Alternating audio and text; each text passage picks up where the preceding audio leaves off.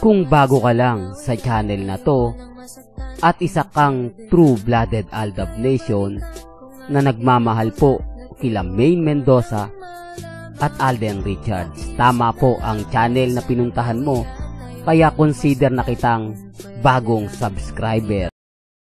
Welcome back mga ka-Aldab. Ito na naman po ang inyong lingkod, si Mr. Destiny.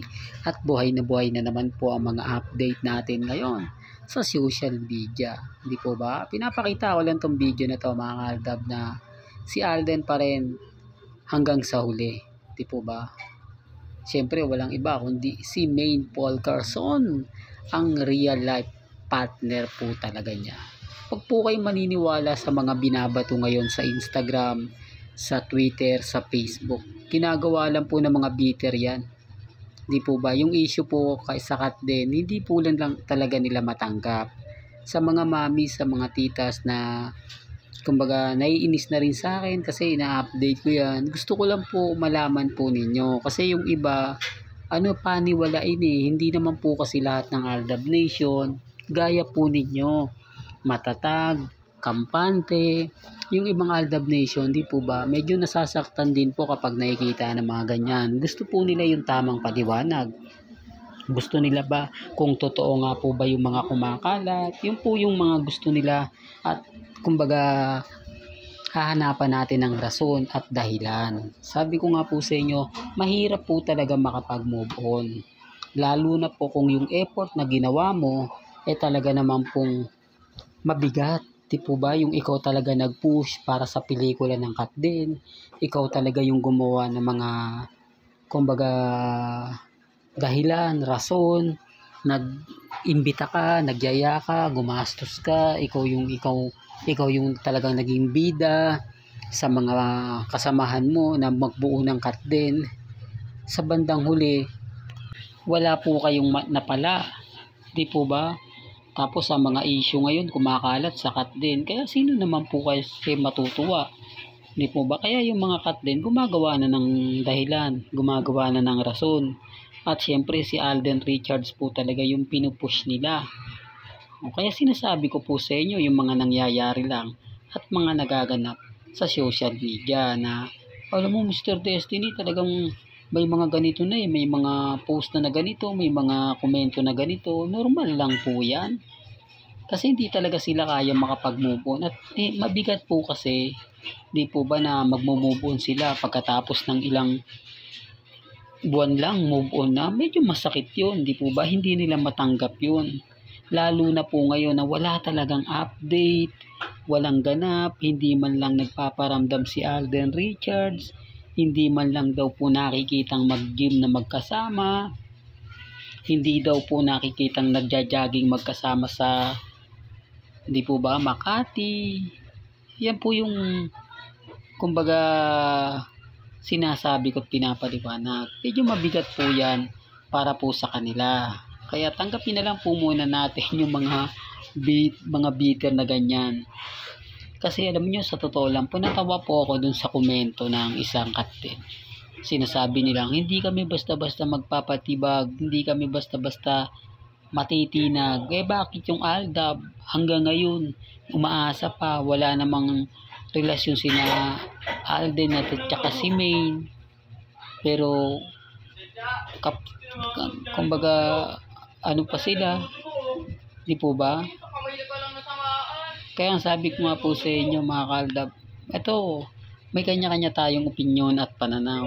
Hindi nila po pwedeng sabihin na yung Aldab ngayon lang. Di po ba? Since 2015 pa po tayo. Ang nakakatawa po mga ka-Aldab, tayo po yung nila, tayo po yung ginagaya nila. Tayo po yung nasa linya na dapat iniiwasan nila. Pero kumbaga parang tayo pa po yung kumbaga nagiging inspirasyon po nila na magiging matatag, magiging kampante. Biruin nyo yung mga ka-Aldab. Galit sa atin pero sa bandang huli, Aldab po pala yung ituturo nila. Aldab po pala yung gagawin nilang rason dahil hindi sila susuko, kaya hindi sila napapatinag. Pero okay lang. Sabi ko nga po sa inyo, normal lang po yan kasi talagang hindi nila kaya. Di po ba? Hindi nila kaya o hindi nila matanggap yung mga nangyayari at nagaganap. Pero okay lang. Sabi ko nga po sa inyo, ako lang, relax lang po talaga si Mr. Destiny. Alam naman po natin na ano man po yung sabihin natin, ano man po yung ipaliwanag natin, o ba, maraming mga talagang bitter nga po talaga sa atin. Pero okay lang yan, normal lang yan. Ang importante lang naman po sa akin ay maging updated po kayo. Di po ba? Lahat ng mga nababasa ninyo, napapanood ninyo, napapakinggan ninyo, kalmado lang, kampante lang. Yun naman po yung maganda at yun naman po yung isa sa rason at dahilan kung bakit po hindi po natitinag tayo. Yan po yung isa sa rason kung bakit po masaya si Mr. Destiny. Dahil nababasa ko rin po, nakikita ko rin po yung mga komento ninyo. Hindi man po ako nagre-reply, hindi man po ako madalas mag-react. At least alam ko yung mga sinasabi ninyo. Napapakinggan ko, naririnig ko yung mga damdamin po na galing po sa inyo. Kaya ito nyo, hindi naman tao ko natitinag eh. Although, yung iba nagtatampo na keso ganito, keso ganyan, 2025 na parang wala. Relax lang po kayo. Di po ba? Maging matatag lang po muna kayo, maging kampante. Hindi naman pwede sabay-sabay yan. Di po ba? Basta darating yung point na relax lang po kayo, maging kampante, maging matatag. Malay nyo, di po ba? Bukas sa makalawa, mag-iba na yung sitwasyon. Mag-iba na yung komento na hindi natin ine-expect na biglang may lalabas, biglang magbabago. Di po ba? Eto pong issue na buntis kay Mengay. Alam nyo po bang pinagtatawanan ngayon ang mga army? Alam nyo po ba sa isang post, marami nagre-react na bakit daw po nagmamadali ang army? Bakit hindi daw po sila makapaghintay? Hindi naman buntis si Mengay, pinipilit nila.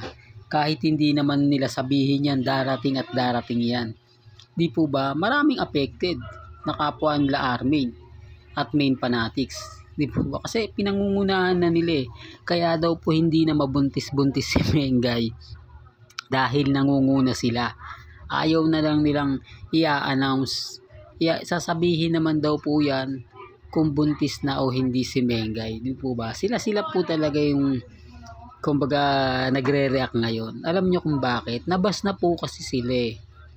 Nung nakaraang taon na sinabing buntis si Mengay, September yun, biruin mo, pumalo pa ng January. Hindi po ba? Ngayon, sino yung bitter? Sino yung mas nasaktan? Sila po. Kaya po, ano na sila yung tipong sensitibo na sila sa bagay na ganyan. Hindi na sila yung tipo na kumbaga nagkaganito ganyan, nagdadahan-dahan din sila. Kasi alam nila na sa kanila rin po ito. Di po ba? Malaking insulto at malaking sampal po talaga. Kumbaga sa nadala na po sila. Nadala na po sila magpakalat ng ganyan. Kasi nga po sila rin naman talaga yung affected at talagang kumbaga sila po yung tatamaan ng gusto. Di po ba? Ito yung kagandahan nyo po sa channel ko. Kasi mas marami po kayo nalalaman, mas marami po kayong naiintindihan. Hindi po katulad ng iba na kung magbalita, talagang ganito, talagang ganun. Kaya sabi ko nga po, lagi lang po kayong tututok dito pag may nabalitaan po kayo na keso ganito, keso ganyan. Punta lang po kayo sa channel ni Mr. Destiny. Po ba? Malalaman at malalaman nyo na naman po kung ano yung mga trending, pinag-uusapan, viral. Maglalabas naman tayo ng mga video na yon kung totoo o hindi. Diba? Yan ang isa sa kagandahan nyo sa channel ni Mr. Destiny. Nagiging updated po kayo. Hanggang dito na lang po ang ating latest updates. Kaya kung gusto nyo pa po ng pinaka-latest at sariwang update. Abay, tumutok lang po kayo dito po sa channel ni Mr. Destiny para updated kayo sa mga bago at sa mga latest po na i-upload po natin maya-maya lang. Hanggang sa muli, salamat po sa panonood at pakikinig.